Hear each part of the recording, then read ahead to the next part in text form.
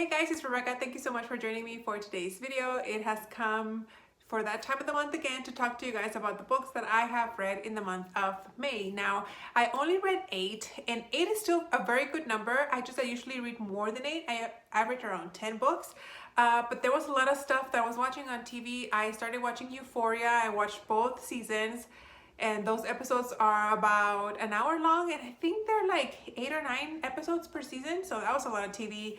And then Doctor Strange came out, and then as I'm filming this video today, Stranger Things comes out. So this Memorial Day weekend, I'm gonna be just watching probably the whole weekend Stranger Things. So there's a lot of stuff going on, and then on Disney Plus, we're gonna have Miss Marvel come out, and then Thor's coming out. Like, it's gonna be a whole bunch of TV stuff that I think I'm gonna be averaging around this amount of books. Last month, I think I also read about 8 books.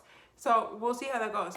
I don't have any stats with me because I am kind of getting ready to go somewhere right now. So I didn't really look at my previous update, but all the information will be in the doobly-doo down there if you guys want to know my latest stats as to where I'm at with my reading goal and challenges and things like that. So I'm just gonna get started. In no particular order, I have first here When He Was Wicked by Julia Quinn. This is book 6, I think, of Bridgerton. And in this book, we follow Francesca's story. Francesca's not really known in the TV show in the first 2 seasons. So I kind of I didn't really know anything about her or had any previous expectations of what she was like. So it was kind of like I was meeting her for the first time. So this is a love story between her. We follow, Francesca is married to the love of her life, and she meets her husband's cousin at her wedding, Michael. Something happens where Francesca's husband passes away, and so I guess back then titles were inherited, and so he is the lord of whatever. Anyway, the cousin inherits Francesca's husband's title, and he becomes like the lord of the house or whatever. And so now he kind of fell in love with her when he met her at the wedding, but he doesn't want to admit to her, but he kind of wants to marry her in order for her to keep her title and her wealth, because if he doesn't, then she kind of loses everything, because back then everything belonged to the men. And so, she thinks he's just doing it because out of obligation to her husband, but he's really in love with her, and we follow that kind of fine line to cross. Francesca feels very guilty about possibly developing feelings for him when she truly really did love her husband to begin with. So it's a nice romance. I'm kind of feeling like it's lost its, I don't know, it's thing that made Bridgerton what it was, because we don't have Lady Whistledown. Lady Whistledown has been exposed at this point. I know in the TV show it hasn't yet, but at this point we know who she is, and she kind of has disappeared already. So I feel like the magic of Lady Whistledown has kind of taken away from the uniqueness and the intrigue that these books had to begin with, at least the first 3 books.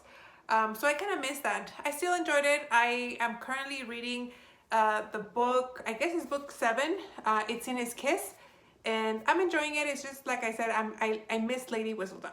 Then the next book that I have here is The Magic Strings of Frankie Presto by Mitch Albom. I have read most of Mitch Albom's books, and I really enjoyed them. And this one kind of made me think about Taylor Jenkins Reid's Daisy Jones and the Six. I think that's the name of the book. It's really long, but this book is told by the point of view of music. Now I know that sounds kind of weird, but just think of it like in Marcus Zuzak's The Book Thief, how the story is told from Death's point of view. In here, we are being told the story by music's point of view. We're following the story of Frankie Presto, who was this very famous Spanish musician, and music is telling us how Frankie grew up, how he rose to fame, how as many musicians, fame kind of destroyed their life, and then they, fell from fame, and then how he spent his last days. This was really nice because it almost felt like I was reading a memoir or a biography of a real artist, because we follow, we see how death is like interviewing famous musicians, and we hear like from Tony Bennett and people from that era, and then like he was friends with like Elvis, like real time, really famous artists from our time were worked into this work of fiction. So I like in certain areas I was like, maybe was he real? Like, no wait, this is a novel. No, it's not real. So it was very, very interesting. It did start off a little bit slow, maybe in the first 100 pages. This is a pretty big book, so if you have read this and you feel like it's kind of starting kind of slow, it is, but just keep pushing. I really enjoyed it. Like I said, I thought I was reading from a real artist, and it was great. Next I have While We Were Dating by Jasmine Guillory. Jasmine Guillory writes kind of like cute romancy books. They're not like full-blown romance novels. They're kind of like chick lit books to me. And in this book, we follow two characters. We follow our kind of like our main character, Anna, who is a famous person. Like she is starting in movies and stuff, and so she joins this ad campaign, and she falls for her ad campaign advisor, Ben. They kind of start dating in secret, but once they realize, that there might be something real going on here, so they decide to go public, and then that's when things get tricky, because maybe things are not as easy when you're out in public, especially when a famous person is dating a non-famous person. So all that scrutiny that follows with paparazzi and fame and all that stuff takes a toll into their relationship, and we kind of take it from there and see how their relationship progresses. So this was a nice book. There wasn't really a big conflict that needed to be solved. At least it felt for me like the conflict that showed up in the story, the before the climax of the story, it was just okay. I still enjoyed it. I have one more book from hers. It's the Wedding Party, so we'll see how that one goes, but this one I really enjoyed. Then I have this book by Tana French. It's called Broken Harbor, and this is book 4, I think, from the Dublin Murder Squad. I think that's what the series is called. It started with Into the Woods, and then I forget the rest of the books. I don't have them here, but this is book 4, I think, because I think there's only 6. And in each book we follow a different detective in the murder squad, and in this book we follow Detective Mike, I think it's his name. Mick, who is a veteran already in this division. He's worked here for many, many years. And then we follow his rookie partner, Richie, who is, like I just said, he's a rookie and he's really excited. And so we have one detective who's really jaded, kind of doesn't care. Not that he doesn't care, but like everything feels like the same. And then we have the rookie who is excited about everything, and he's just giving his 1,000% into trying to figure out what happened. We're investigating the murder of a family that was discovered in Dublin. And this book kind of gave me vibes of the movie Seven, where you have this, detective duo, one who's, been in the force for a long time, who's jaded, who's kind of like blah, blah, blah about the work. It's just another day at work. And you have the rookie detective who is all in, excited to work and just breathing and living for to solve this mystery. So I kind of felt like that for me. However, I have noticed that Tana French, her books are fairly long. They're over 500 pages. Well, this one's almost 500. It's 450 pages. But I feel like she spends a lot of time, how do I say this? Like her side characters, she spends a lot of time on her side characters, fleshing out whole stories about side characters. And I don't know if she does this to kind of help you see why the main character, our jaded main character, is the way he is, to kind of understand why he acts the way he does. But this whole side story about his family life, had no payoff in the bigger picture of the plot. So I feel like when we went into his family life and all the issues that he was dealing with, to me, it did nothing to make me understand him more as a character, and it certainly did nothing for the plot, for the mystery, thrilling part of the story. It did nothing for it. It added nothing to it. It only added length to the book. So I always end up feeling like Tana French could cut her books by 100 pages if she like would take out all that fluff that has no relevance to the story. I still enjoyed it, but I did feel bored when we got to the chapters where we're talking about, like I said, his family life and the family drama that he's dealing with. If we didn't have that, this book would have been great, but unfortunately it did have it. It did take away from it, for me at least. I do have the other 2 books in this series, so I will continue reading them, but I just wish she wouldn't do that. Then we have My Calamity Jane by Cynthia Han, Brody Ashton, and Jody Meadows. This is the 3rd book in the Great Janes series, I think. I think it's only going to be a trilogy. They did start a 2nd one, and it's all about Marys. So in this book, we follow Calamity Jane, who apparently was a real person.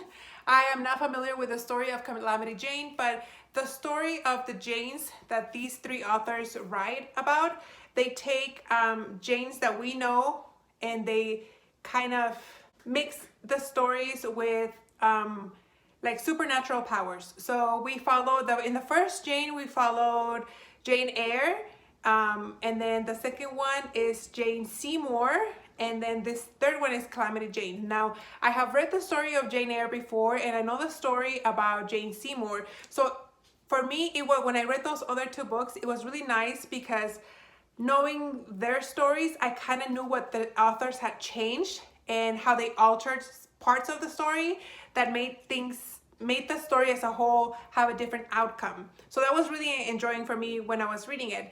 With Calamity Jane, this is a story about Calamity Jane, and it has to do with werewolves and stuff. But not knowing the story of Calamity Jane, not knowing what they changed about her story, it just made me, I just took the story as it was. So not knowing what they changed kind of feel like took away from the fact that, from knowing what they had changed. I hope that made some sort of sense. I feel like I just said the same thing over and over, but I didn't say anything really. So yeah, anyway, it's a Western featuring werewolves, and I enjoyed it. I didn't care for the romance. And then I kind of wish I had known what they changed from fact to fiction. Again, because Calamity Jane was a real person. And I just wish I had known her story. I feel like if you know the story of Calamity Jane and you know what they changed, what aspects of her story were changed in this book, I feel like you would enjoy them more. Next, I read Swimming to the Surface. Oh, can you even see that? Swimming to the Surface by Kristen Billerbeck. In this story, we follow 2 kind of like plot points, like 2 main characters.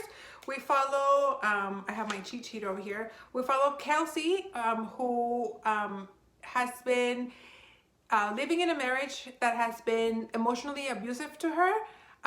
Her husband eventually ends up abandoning her to start a missionary program somewhere in like Nepal, I think, or somewhere around that area. But it's almost like cult-like. I'm pretty sure it's a cult. And so she has kind of like lost faith in religion and in God because, you know, how could God allow her husband to leave her and start this cult? And she just wants nothing to do with like religious people, right? And then we follow our other main character, Alex, who is a pastor at a church who he feels have just completely lost the mission of what it is to love people and serve people. He feels like they are just there for the money and the position and the greed that brings, you know, the church.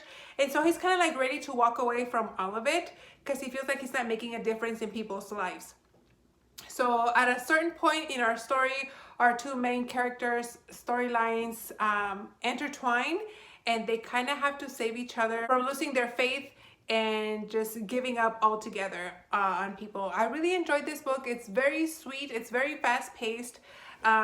Trigger warnings for like emotional abuse, physical abuse, kidnapping. It's a heavy book to read, but it's very, like, at least for me, I found it very rewarding at the end, how things wrap up. One book that I kind of didn't really enjoy is Pieces of Her by Karen Slaughter. In this book, we follow, what is her name? Andrea, whose mother is a speech language pathologist, I think. And Andrea kind of has, you know, not gone anywhere with her life. She kind of went away for school, but she didn't finish school, and she just accumulated a bunch of debt. So now she's back home living with her mom, and the man who adopted her as her child, as her daughter. And so she's kind of like just, you know, getting by day. And one day, her and her mom are at a restaurant, and there is an unfortunate shooting that they witness. And due to that shooting, her mom does something that makes Andrea realize that her mother is not who she thinks she is. She is not, you know, the regular person who is a speech language pathologist. Is that what she is? A speech language some sort of therapist. You know, she might have a big secret, maybe even dealing with living a double life. And so after this shooting, her mom sends her away because now she is in danger because of what her mother did during this shooting. And so she finds like all these things that could potentially be incriminating her mom. So she's trying to get to know like her mom's past and her mom's double life. But I just, the payoff at the end was not good enough for me. Like, it wasn't really there. I didn't really care for this, and I'm so sad because the last book, the other book that I read from Karen Slaughter was Pretty Girls, and that book grasped me from the beginning. I was on the edge of my seat. I just couldn't read it fast enough. This one, it was very easy for me to put down, and I kind of had to like force myself to, okay, let's finish this book. I didn't care for the characters. I didn't care for the drama, and like I said, it didn't have the payoff at the end. Just wasn't enough for me to like redeem the whole story. So unfortunately, I didn't really care for this book. I gave it 3 stars because I finished it, but not her best.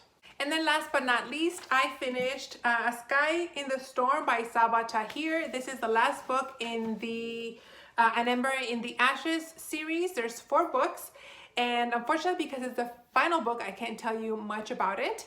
But I can tell you that this one kind of picks up right after the 3rd book, and it's just action-packed, full of twists and turns all the way to the end. I remember books 1 and 2 very vividly. Book 3, however, it's like deleted from my brain. I even tried to read a synopsis from book 3 that I found online, and like I was reading it and none of it sounded familiar to me.